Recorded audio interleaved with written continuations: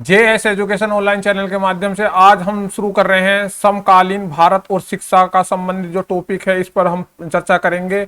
इसमें topic number 1 रहेगा आपका शिक्षा का अर्थ, शिक्षा की परिभाषा, प्रकृति और स्वरूप।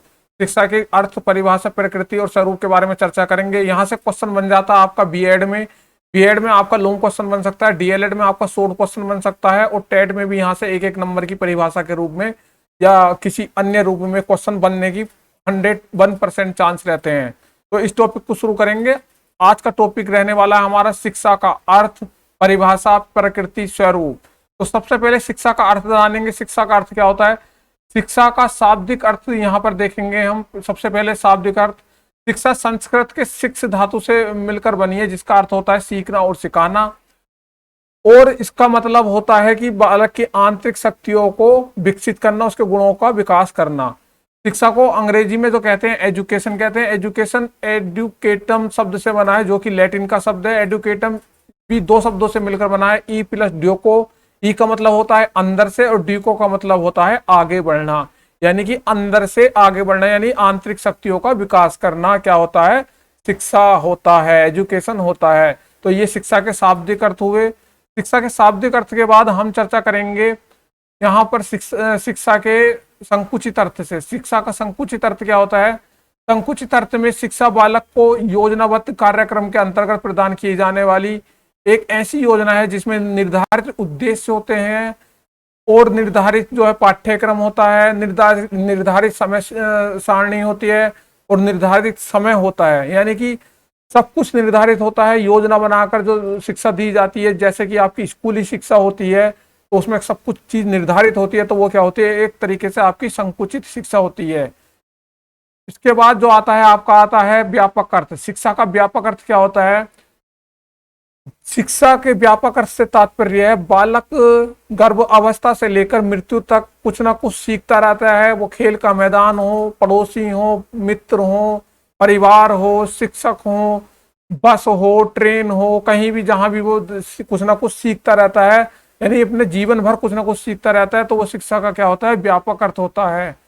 जैसे कि भारतीय संस्कृति में बताया गया है कि अभिमन्यु ने गर्भ धारण के समय पे ही जो है अपनी माता के गर्भ में ही शिक्षा ले ली थी कि चक्रव्यूह में कैसे प्रवेश किया जाता है। तो इस तरीके से हम कह सकते हैं कि शिक्षा का जो व्यापक अर्थ है वो है जन्म से लेकर मृत्यु तक चलता रहता है। शिक्षा का वास्तविक अर्थ क्या होता है? शिक्षा एक ऐसी सामाजिक एवं गतिशील प्रक्रिया है जो व्यक्ति को जन्मजात गुणों को विकसित करके उसके व्यक्तित्व को निखारती है एवं सामाजिक वातावरण के साथ सामंजस्य स्थापित करने के योग्य बनाती है। सामाजिक एवं गतिशील प्रक्रिया व्यक्ति को उसके कर्तव्यों का ज्ञान कराते हुए उसके विचार एवं व्यवहार में समाज के लिए कल्याणकारी परिवर्तन लाती है। यानी कि शिक्षा का जो वास्तविक अर्थ है वो क्या होगा कि जो बच्चे के जन्मजात गुण हैं उनका विकास करना शिक्षा का मुख्य उद्देश्य होता है। उनका विकास करके बच्चे का व्यक्तित्व यानी पर्सनैलिटी को निखारा जाता है और उसे समाज में रहने योग्य बनाया जाता है। समाज में सामंजस्य, अनुकूलता,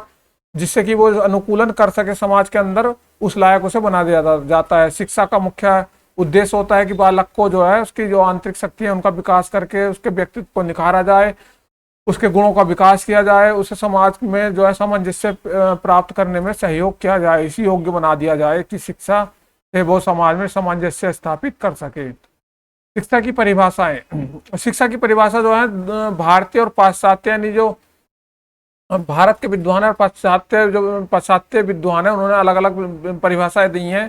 भारतीयों में है बौद्ध दर्शन के अनुसार शिक्षा वह है जो निर्माण दिलाते हैं। निर्माण का मतलब मोक्ष, यानी मरने के बाद मुक्ति जो मिलती है उसे निर्माण कहते हैं बौद्ध दर्शन में। जैन दर्शन में शिक्षा वह है जो मोक्ष की प्राप्ति कराती है। महात्मा गांधी के अनुसार शिक्षा से मेरा तात्पर्य बालक एवं मनुष्य के शरीर, मन तथा आत्मा में निहित सर्वोत्तम शक्तियों का उद्घाटन से है।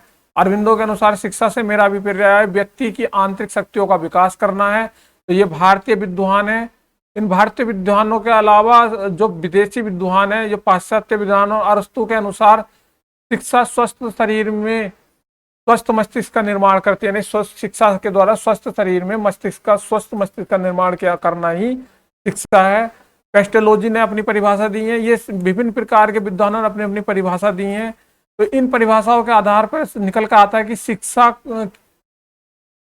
कि उपरोक्त परिभाषाओं के अध्ययन के बाद यह स्पष्ट होता है कि शिक्षा एक सहविचार प्रक्रिया है जिसके माध्यम से व्यक्ति की अंतर्निहित शक्तियों का विकास किया जाता है। यानी शिक्षा की सारी परिभाषाओं का सार यह है कि बालक की जो भी अंतर्निहित शक्तियां, बालक के अंदर जो निहित शक्ति हैं, उनका विकास करना ही शिक्षा है।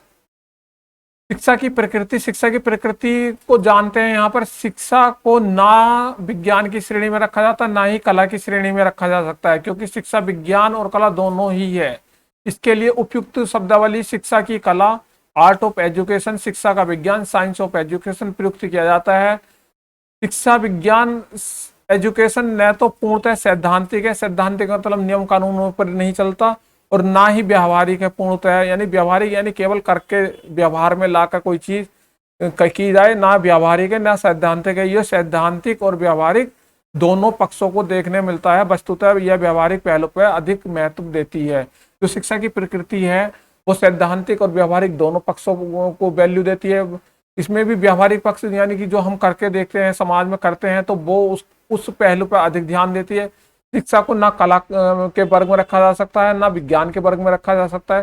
शिक्षा कला और वर्ग दोनों, कला और विज्ञान दोनों का जो है मिश्रण है। उसे उसके लिए उपयुक्त शब्दावली हो सकती है आपकी शिक्षा की कला, यानी art of education, science of education. तो ये हुई शिक्षा की प्रकृति। शिक्षा की प्रकृति के बाद शिक्षा के स्वरूप पर हम चर्चा करेंगे। सबसे पहले नंबर 1 है प्रत्यक्ष एवं अप्रत्यक्ष स्वरूप शिक्षा। प्रत्यक्ष और अप्रत्यक्ष शिक्षा क्या होती है? प्रत्यक्ष शिक्षा में अध्यापक एवं छात्र का निकटता का संपर्क होता है, आमने सामने प्रश्नोत्तर किए जाते हैं, समस्याओं को सुलझाया जा सकता है, छात्र पर शिक्षक के व्यक्तित्व का प्रभाव पड़ता है। यानी कि इसमें प्रत्यक्ष में क्या होता है, आमने सामने टीचर और शिक्षक आमने सामने होते हैं और हाथ के हाथ प्रश्नोत्तर किए जाते हैं, और हाथ आमने सामने ही सारी समस्याओं का निवारण किया जाता है, जैसे कि आपकी कक्षा होती है। अप्रत्यक्ष शिक्षा क्या होती है? अप्रत्यक्ष शिक्षा में होता है का अभिप्राय यह है जो विद्यालय से बाहर दी जाती है, उसे अप्रत्यक्ष शिक्षा कहते हैं। जैसे कि कहीं से हमने किसी व्यवहार को देखकर सीख लिया, चाहे वो टीचर का व्यवहार हो, कोई भी व्यवहार हो, उससे बालक के व्यक्तित्व पर अप्रत्यक्ष रूप से प्रभाव पड़ता है। यदि टीचर बाहर व्यवहार सही से करता है, उसका चरित्र अच्छा होता है, तो बच्चे का व्यवहार भी अच्छा होगा। तो अप्रत्यक्ष रूप से कहीं ना कहीं जो समाज है, समाज का, आसपास का, टीचर का जो है, सबका जो है अप्रत्यक्ष रूप से शिक्षा पर प्रभाव पड़ता है। तो ये आपका प्रत्यक्ष अप्रत्यक्ष हुआ। अब हुआ नियमित और अनियमित। नियमित शिक्षा, औपचारिक शिक्षा भी कह सकते हैं इसे। यह शिक्षा किसी निर्धारित समय, नियम एवं समझ से आरंभ की जाती है। इसमें जो है निश्चित समय होता है, निश्चित नियम होते हैं, निश्चित जो है योजना होती है, समझ होती है, उसे नियमित शिक्षा कहते हैं। अनियमित में कोई भी चीज जो है निर्धारित नहीं होती, इसे अनौपचारिक शिक्षा भी कह सकते हैं। अनियमित शिक्षा वह शिक्षा है जिसमें किसी भी निश्चित समय, पाठ्यक्रम, शिक्षण विधि, विद्यालय अनुशासन, वातावरण की जरूरत नहीं होती है। भारतीय विचारधारा के अनुसार तो शिक्षा माँ के गर्भ से आरंभ हो जाती है और जीवन पर्यंत तक यह चलती ही रहती है। तो इसकी कोई लिमिटेशन नहीं होती है नियमित शिक्षा की, जन्म से मृत्यु तक चलती है।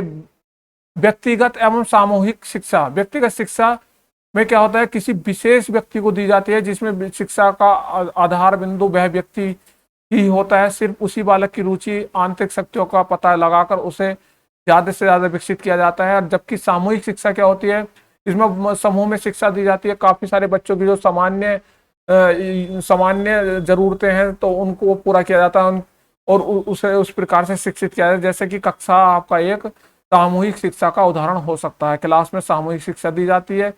इसके बाद आता है सामान्य तथा विशिष्ट शिक्षा। इस शिक्षा का कोई विशेष उद्देश्य नहीं होता, सिर्फ विद्यार्थियों को स्वयं, समाज, राष्ट्र आदि के विषय में सामान्य जानकारी प्रदान करी जाती है, जिससे बालक अपने वातावरण में समायोजन करने में सफलता महसूस करे तथा सामान्य जीवन व्यतीत करे। यानी सामान्य शिक्षा का कोई विशेष उद्देश्य नहीं होता है, केवल उसे इस लायक कर दिया जाता है कि वो समाज में समायोजन कर सके और अपने जो सामान्य जीवन व्यतीत कर सके। तो इस तरीके की सामान्य शिक्षा होती है। विशिष्ट शिक्षा में कुछ विशिष्ट उद्देश्य निर्धारित किए जाते हैं तथा उस शिक्षा द्वारा बालक के जीवन में एक निश्चित मोड़ दिया जाता है। सिर्फ इसी के आधार पर बालक अपने जीवन का लक्ष्य चुनता है एवं उस लक्ष्य को प्राप्त करने के प्रयत्न किया जाता है। जैसे कि मान लीजिए आपको अध्यापक बनना है, तो आपका क्या हो, विशिष्ट उद्देश्य हुआ, तो आपको डीएलएड का कोर्स कराया जाएगा। अगर किसी विद्यार्थी को केवल सामान्य जानकारी लेनी है, सामान्य जीवन व्यतीत करना है, सामान्य उद्देश्य है उसका कि केवल उससे गुणा भाग जोड़ घटा या सामान्य गतिविधियों को लायक वो शिक्षा ले सके, तो वो बीए या बीएससी करके छोड़ देता है, तो वो क्या होती है, सामान्य शिक्षा होती है। विशिष्ट शिक्षा वो होती है जिसमें एक विशिष्ट चीज आपके अंदर विकसित की जाती है, यानी कि अध्यापक के गुण विकसित किए जाते हैं। औपचारिक, अनौपचारिक और निरौपचारिक। औपचारिक शिक्षा वो होती है जो आपकी विद्यालय में दी जाती है, निश्चित समय, निश्चित टाइम टेबल, निश्चित पाठ्यक्रम, निश्चित स्थान पर, निश्चित समय के लिए जो है औपचारिक शिक्षा दी जाती है। अनौपचारिक शिक्षा जो होती है आपकी, वो उसमें कोई निश्चित समय, निश्चित टाइम टेबल, निश्चित पाठ्यक्रम नहीं होता, ये जीवन भर चलती है, यानी जन्म से लेकर मृत्यु अवस्था तक चलती है। और निरौपचारिक जो शिक्षा होती है वो औपचारिक शिक्षा और अनौपचारिक शिक्षा का दोनों का मिश्रण होती है, जिसे हम निरौपचारिक या औपचारिकेतर शिक्षा के नाम से भी जानते हैं। तो आज की क्लास में इतना ही, फिर मिलेंगे किसी नए टॉपिक के साथ। तब तक के लिए धन्यवाद, नमस्कार।